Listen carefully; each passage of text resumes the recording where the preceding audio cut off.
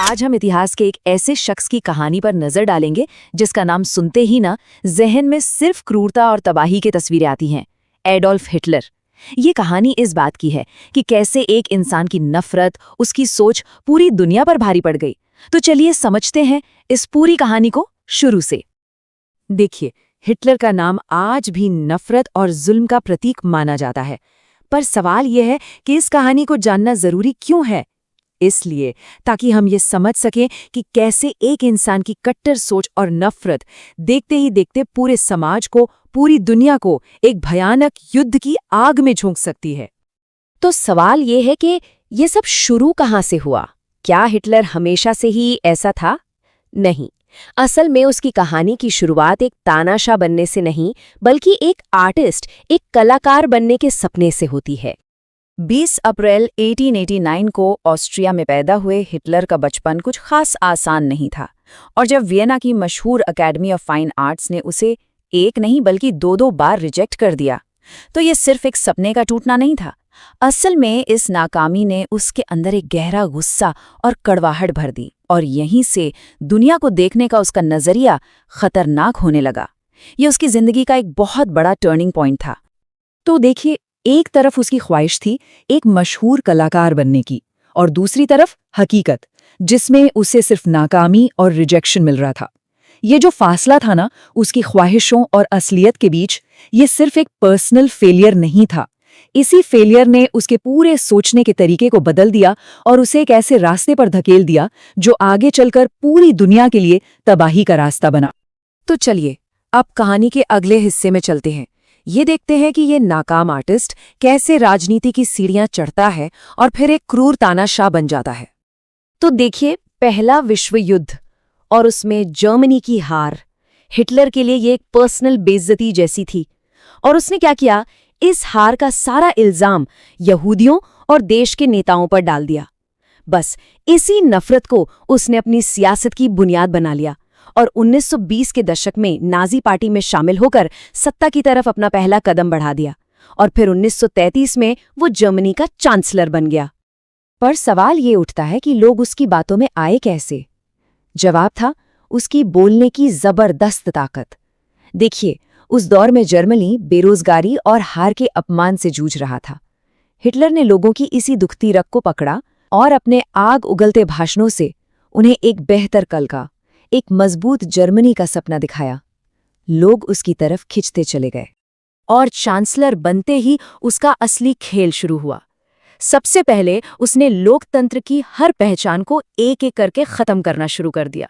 जो भी उसके खिलाफ बोला उसे रास्ते से हटा दिया गया। धीरे धीरे उसने सारी की सारी ताकत अपने हाथ में ले ली और आखिरकार खुद को जर्मनी का सर्वोच्च नेता यानी फ्यूरर घोषित कर दिया।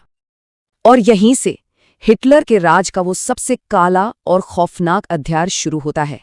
एक ऐसा दौर जिसमें उसकी नस्लवादी सोच ने पूरी इंसानियत को शर्मसार कर दिया और दुनिया को दूसरे विश्व युद्ध की आग में धकेल दिया। हिटलर की जो नस्लवादी विचारधारा थी वो सोच से भी ज्यादा क्रूर और खतरनाक थी।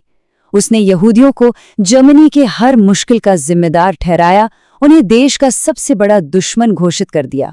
लेकिन उसकी नफरत सिर्फ यहूदियों तक ही सीमित नहीं थी।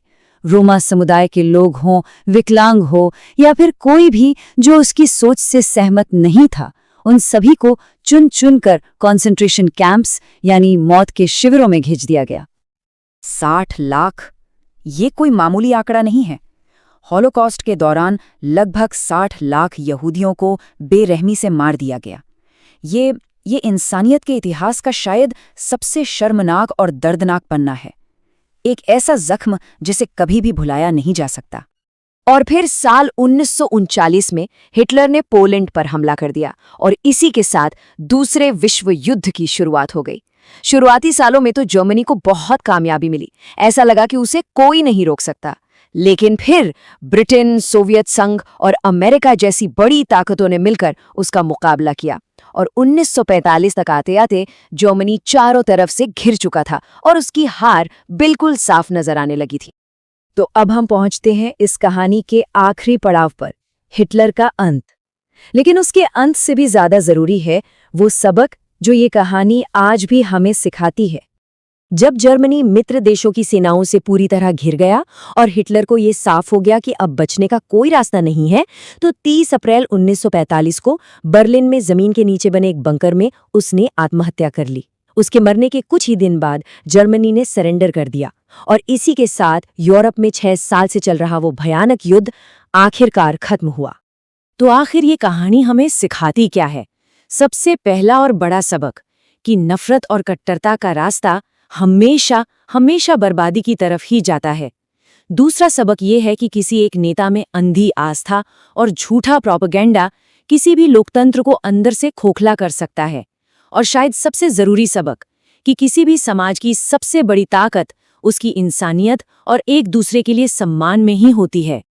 तो आखिर में ये कहानी एक बड़ा सवाल हमारे सामने छोड़ जाती है कि जब सत्ता पर कोई लगाम न हो, जब ताकत अनियंत्रित हो जाए, तो उसका खतरा कितना बड़ा हो सकता है। ये वो सबसे बड़ा सबक है जो इतिहास हमें सिखाता है, और इस पर सोचना आज भी उतना ही जरूरी है जितना कल था।